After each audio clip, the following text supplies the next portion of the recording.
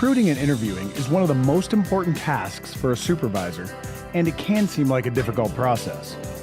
But it is our hope today that this training makes the process seem easier and provides you with the tools you can use to recruit and conduct an effective interview. The primary reason to conduct an interview is to learn enough about the applicant through a structured interview process to determine if the applicant will be successful on the job.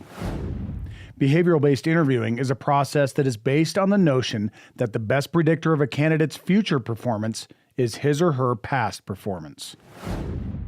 The interview process consists of 7 steps. 1. Review the current job content questionnaire, or JCQ. 2. Advertising the vacancy. 3. Screening applicants. 4. Creating interview questions and a rating scale. 5. Preparing for interviews. 6. Interviewing the candidates. And finally, 7. Making the hire. The importance of hiring individuals with the appropriate competencies should be considered during each step of the recruitment process, starting with the language that is used in the position announcement. The remainder of this presentation will provide further information about each stage of the interview process. The first step is to review the current job content questionnaire, or JCQ, prior to advertising the vacancy. The JCQ is an official document written by the supervisor and past employee, and approved by the Department of Administration and Information's Human Resources Division. This document describes the purpose and specific duties of the vacant position. Reviewing the JCQ is important because the hiring supervisor should have a clear view of the position's duties, responsibilities, and tasks to be performed by the future applicant. If the current JCQ does not meet the needs of the supervisor's work group, then an updated JCQ should be created and sent to A&I for a request for review and/or reclassification. Please contact your agency HR to discuss this process with them. The next step is to create a vacancy announcement. Supervisors should work with their internal human resources professional to create a vacancy announcement. Your agency HR generally needs the following information from supervisors: the working title, the employment location, a brief general description of work, the appropriate essential functions of the job, knowledge, skills, and/or other competencies, and the email address of those who will be reviewing the applications. You may request a closing date, or you may want the vacancy to be open until filled. Other information you may be asked for are specific physical requirements for ADA purposes, or special requirements such as a background check. It is also important to work with your agency HR to help them create supplemental questions for any preferences you may require. We recommend you ask technical questions based on the competencies of the position you want to advertise for. For an example, let's say you are hiring for an entry-level financial clerk. You may want to ask supplemental questions based on their level of education or years of experience working with accounting, numbers, and cash deposits. The supplemental questions are important as they can help the hiring supervisor sort out applicants. Once you approve the vacancy announcement, your agency HR will post it on A&I's website for applicants to apply.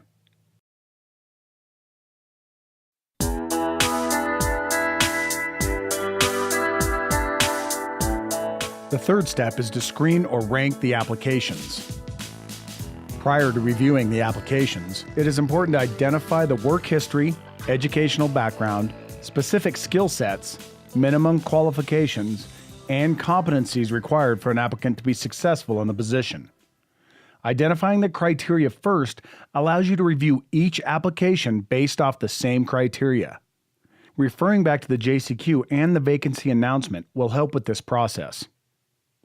It is also necessary to ensure the applicants meet the state's required minimum qualifications, or MQs. MQs are standards that determine the types and levels of education and experience that one should have that meets the necessary requirements. The state of Wyoming requires that candidates meet the MQs of a classification prior to an appointment to a position. As you can see, selecting the best applicants for interviews is a key strategy for hiring supervisors. By selecting the best applicants, it gives the supervisor a better chance for hiring the best qualified candidate. This in turn helps agencies increase excellence, increase performance, increase morale, and decrease unwanted attrition and turnover.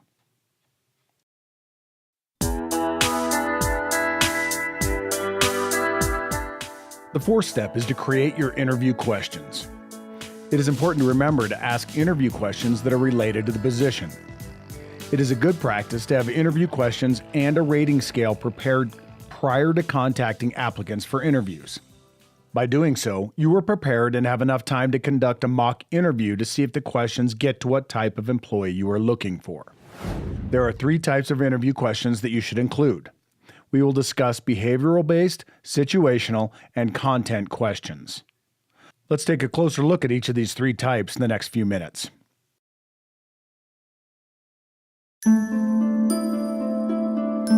Interviews should feature at least one interview question for each of the state of Wyoming's core behavioral competencies, which are communication, customer service, judgment and decision-making, personal effectiveness, and being a team player.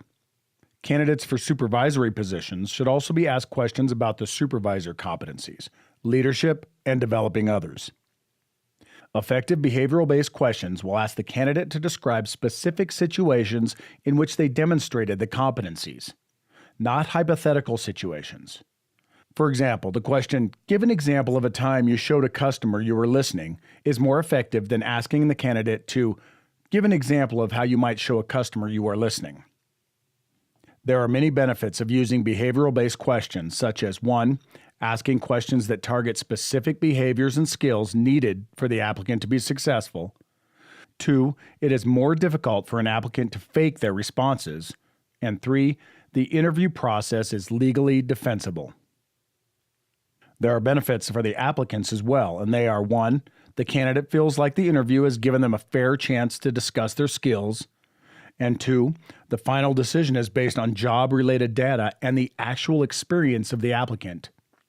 If any of you have been through a behavioral-based interview, I think you could agree with me when I say that it's a positive process where you can walk out of the interview thinking that you have shared all of your knowledge, skills, and abilities that would make you the successful candidate. Behavioral-based questions ask the candidate for real situations that relate to the competencies of the position. Candidates are evaluated based on actual behaviors and performance rather than on possible or potential behaviors or performance. If you are having difficulty trying to understand the competencies of a position, think back to an employee who is really good at their job. What made them stand out? Was it their attention to detail? Or how about their ability to address conflict by focusing on the issues and not the people involved? You can ask your agency HR for assistance in identifying competencies, or you can go to the State of Kansas website. They provide a tool called the Behavioral Interview Questions Generator, which can be used to generate behavioral questions per competency. A tour of this generator is provided after this section.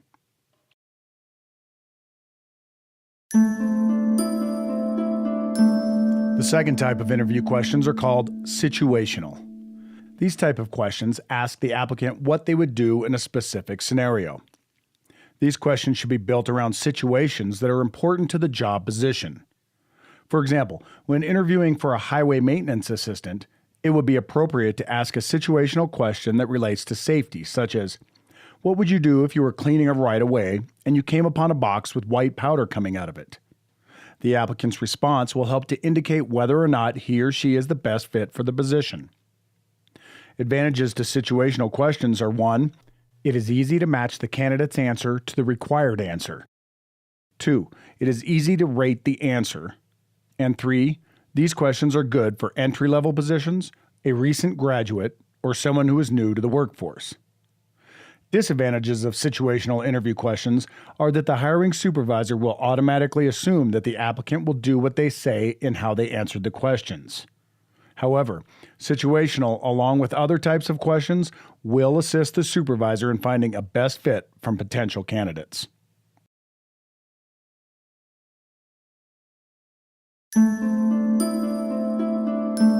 third type of questions we will discuss is content questions.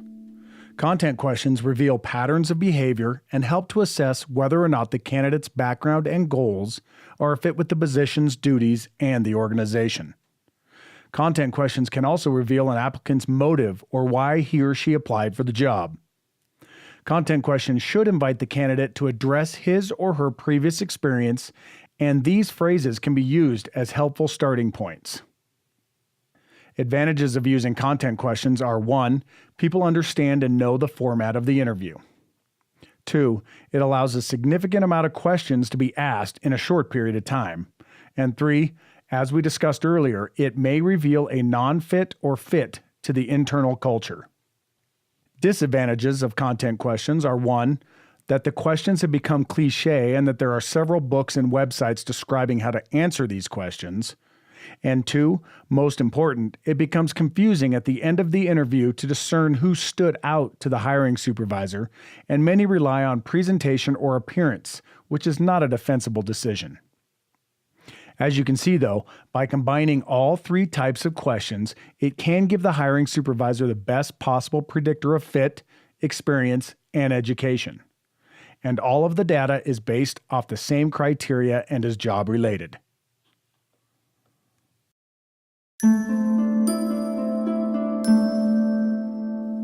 A rating scale should be developed for the interview questions. This is an example of a rating scale. Ratings or scores should be given to each response provided by applicants. Each applicant should be asked the same questions with the same panel members. We recommend that for each question, identify the key behaviors or criteria that separate an excellent response from a poor response. Also, determine if each question should carry equal weight and the order in which you want to ask the questions. Saving more complex questions until the end of the interview will allow the candidate time to think about those questions if he or she is given a copy of the questions at the start of the interview.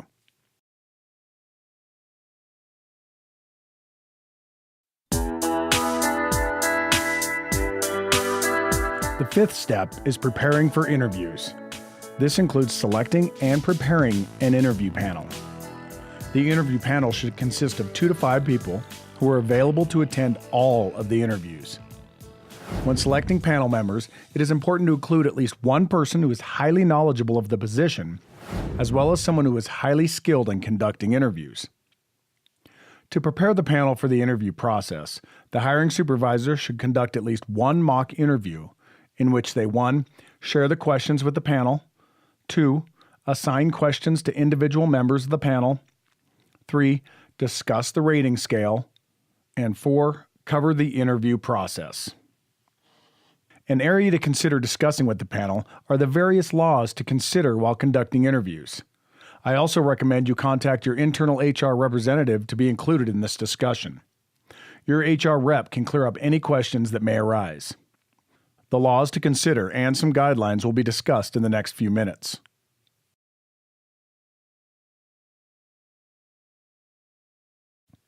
Okay, first of all, what are the applicable laws? Number 1, the Civil Rights Act of 1964, also known as Title VII. This act prohibits employment discrimination based on race, religion, color, national origin, sex, age, or disability. Number 2, Discrimination in Employment Act of 1967, or the ADEA. This act prohibits age discrimination in employment. Number 3, Americans with Disabilities Act of 1990, or the ADA. This prohibits discrimination and ensures equal opportunity for persons with disabilities. Number 4, the State of Wyoming Anti-Discrimination Executive Order 2000-4. Okay, now let's discuss some guidelines in order to avoid violating these acts and executive orders. First of all, do not make a pre-employment inquiry or elicit information considered under Title VII. These inquiries include the application form, job interview, and background or reference checks. There can be exceptions that can apply to the rule, so let's go over those now. Age. The only acceptable question to ask is if the applicant is under 19. It is appropriate to ask if the candidate meets the age requirement of the state. Arrests. You may inquire, but only concerning offenses which relate in a reasonable way to the person's fitness to the job. If you have any questions regarding an applicant, please contact your agency HR. Citizenship. You can ask them if they can work in the U.S. without sponsorship. Family responsibilities. You may ask whether a person will be able to maintain the established work schedule or meet the job responsibilities. Disabilities. You may ask questions relating to the applicant's ability to effectively perform the essential functions of the position, as stated on the vacancy announcement. When in doubt, ask yourself if the question you have in mind would be appropriate to ask all candidates for the position. We also recommend that you have your agency HR representative involved in the interview process or consult with them prior to asking any of these questions. Other guidelines we would offer are: ask all applicants the same questions. Don't ask questions regarding a protected class. If the applicant volunteers information regarding a protected class, you may not use that as a basis for your hiring decision, and focus on data gathering. Once the interview questions have been written, the rating scale has been created, and the interview panel has been prepared, it is time to conduct the interviews.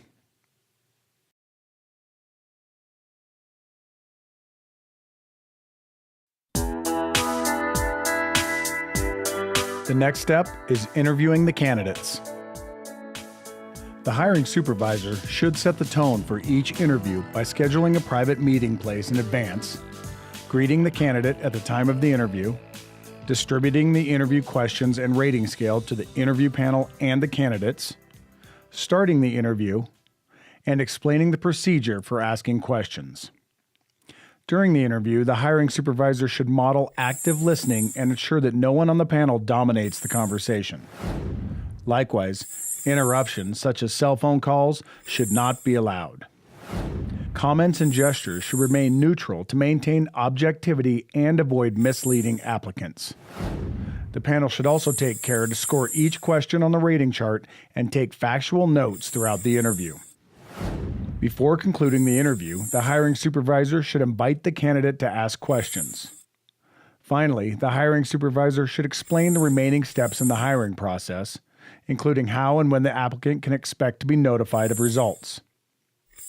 After the interview, the hiring supervisor should guide the candidate to the appropriate exit. After each interview is completed, panel members should score the candidate according to the rating scale developed earlier.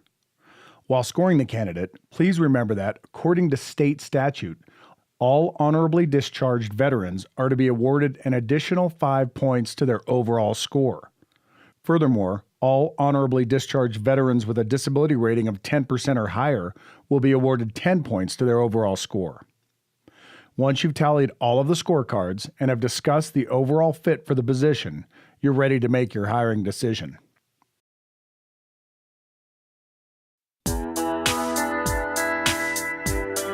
This brings us to the final step, making the hire. We recommend you contact your HR representative to ensure a hire date, offer of pay, and any other special requests that need to be pre-approved through management. Your HR representative can help walk you through that process. After you receive approval, an offer may be extended to the candidate. It is important to talk to your HR office so they know when to close the vacancy announcement and ensure that all the other applicants are notified that the position has been closed. We hope you've enjoyed this presentation, and we also hope that it helps you get the right people into the right positions.